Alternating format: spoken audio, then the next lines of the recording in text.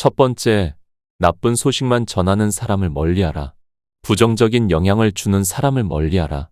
잠깐 나눈 대화라도 나쁜 기운은 금세 따라붙는다. 나쁜 소식만 전하는 사람은 모든 말에 비난이 섞여 있다. 누군가가 노력으로 일궈낸 일에 대해서도 깎아내리며 행동하는 사람을 바보 취급한다. 좋은 소식일지라도 나쁘게 말할 뿐이다. 그런 사람과 웃고 떠들어봤자 내게 득이 되는 게 무엇이겠는가? 나쁜 소식을 꺼내려 하는 순간에 딱 잘라버리고 부정적인 영향을 차단하라. 두 번째, 당분간 쉬어야지 라는 생각을 버려라. 당분간 휴식을 취한다면 석 달에서 넉 달 이상 지속되지 않는 것이 좋다. 당분간 충분한 휴식을 통해 몸과 마음을 치유하고 인생 후반기를 어떻게 살 것인지 설계한다. 인생 이막에서는 지금까지 벌어놓은 돈을 가치 있게 쓰는 것도 중요하지만 내가 하고 싶은 일을 즐기며 살 수 있는 것이 더 중요하다. 벌어놓은 돈, 있는 돈은 행복의 수단은 되지만 행복의 종착역은 되지 않기 때문이다. 은퇴 후에도 일이 있다는 것은 그만큼 행복지수를 높인다. 무엇보다 퇴직 이후는 당분간 쉬면서 인생 후반기에 내가 할 일, 내가 즐길 일을 만들어야 한다. 이것은 하루아침에 만들어지는 것이 아니라서 최소한 50대부터 준비하는 것이 중요하다. 그동안 마음속에 그려왔던 생각을 구체화하는 것이 중요하다. 당분간의 휴식은 인생 이막에 필요한 직업을 찾아가는 여정의 일환이 돼야 한다. 소일거리든 어떤 일이든 간에 내가 하고 싶은 것, 즐길 수 있는 일을 찾는 것이 중요하다. 인생 후반기 당분간 쉰다는 것은 일이 있는 가운데에서 쉬는 패턴이 돼야 한다. 일이 없는 가운데 당분간 쉬는 것은 까딱하면 영원히 쉴 수 있기에 특히 조심해야 한다. 공든 탑이 무너지는 것은 시간 문제다. 그동안 해왔던 생활 습관도 당분간이라는 불청객이 들어오면 삶이 변질되는 것은 시간 문제다. 퇴직 후 당분간의 위력은 파괴적일 수 있다. 당분간 쉬고 싶다는 말을 한 사람이 1년을 아무 변화 없이 생활한다면 어떻게 달라질까? 그야말로 뇌는 안락함과 편안함에 도취해 새로운 것을 준비하고 시도하려고 했던 계획을 무력화시킨다. 새로운 것 또는 뭔가 시도하려 생각했던 모든 의욕이 사라질 수 있고 마음도 크게 위축될 수밖에 없다.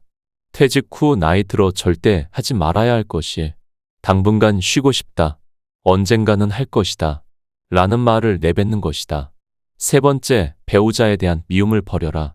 고령화 사회에 접어들면서 일본에서 황혼 이혼이 급증하더니 몇 년 전부터는 한국에서도 황혼 이혼이 급증하고 있다.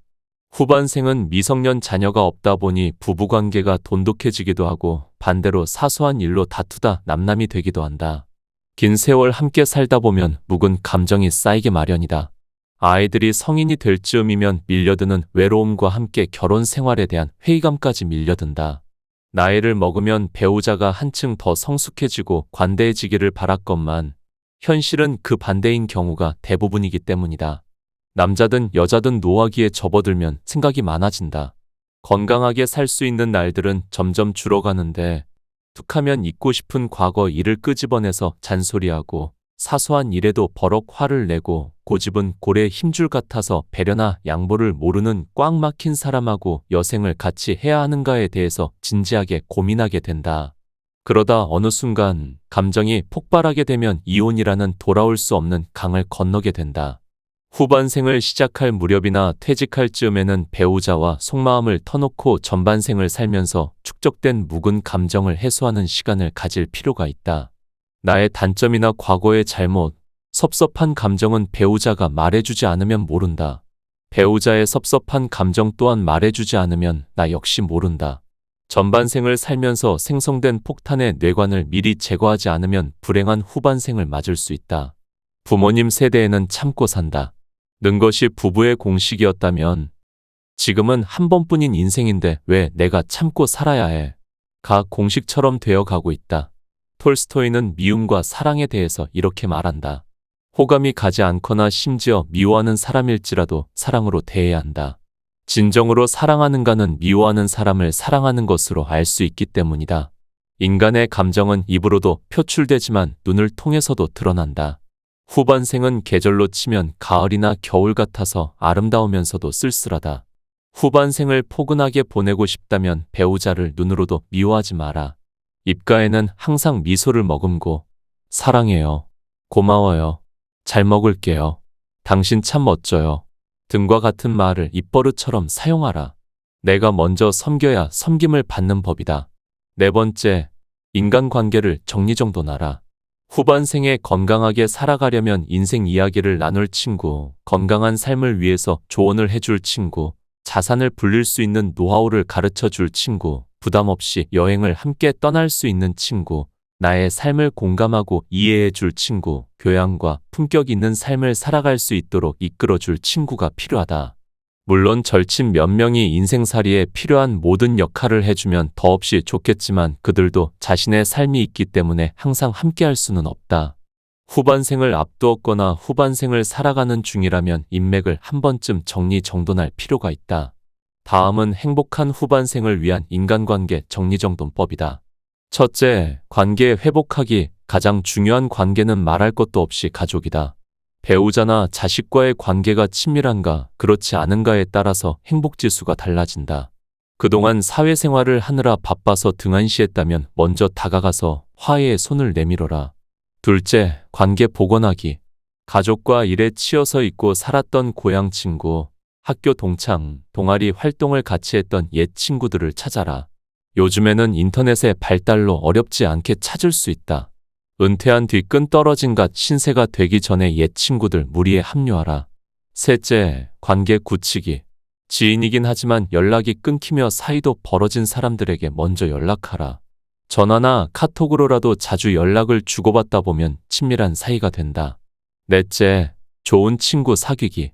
업무 관계로나 모임에서 만났지만 평생 친구로 삼고 싶은 사람도 덜어 있다.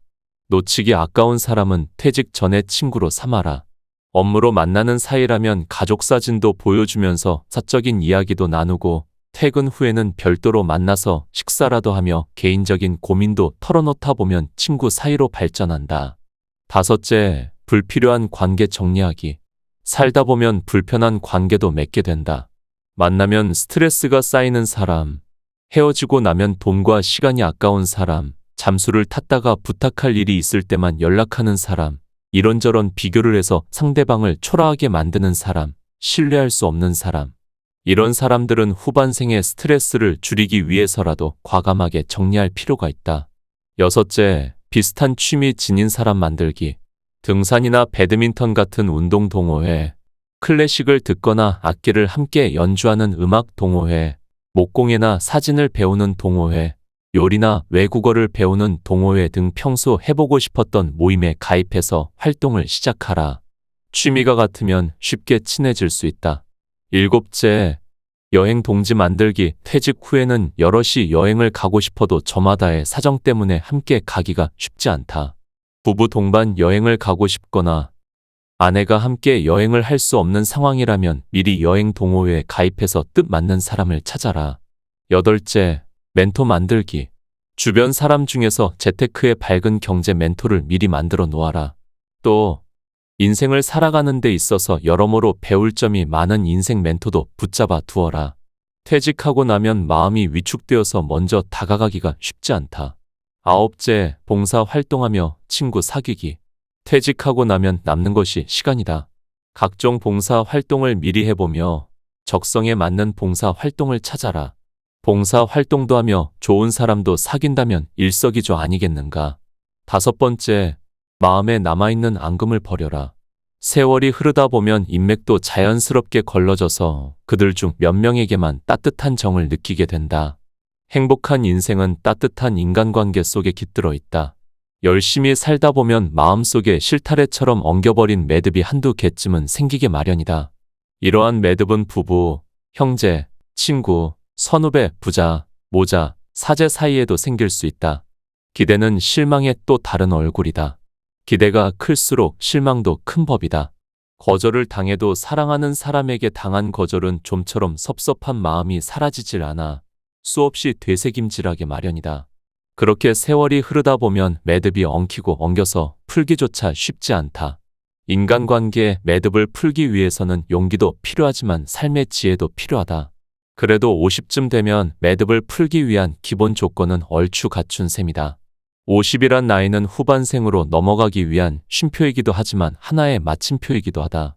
현실적으로는 연결성을 갖고서 후반생을 살아갈 수밖에 없지만 하나의 삶을 마감하고 새로운 삶을 살아간다는 각오로 후반생을 시작할 필요도 있다. 마음의 매듭을 푼다는 것은 화해의 의미도 있지만 틀어진 인생을 바로잡을 수 있는 절호의 기회이기도 하다. 인간은 불완전한 동물이다. 인간은 신처럼 완벽한 존재가 아니고 노력한다고 해도 그렇게 될 수도 없다. 본성 자체가 다르기 때문이다.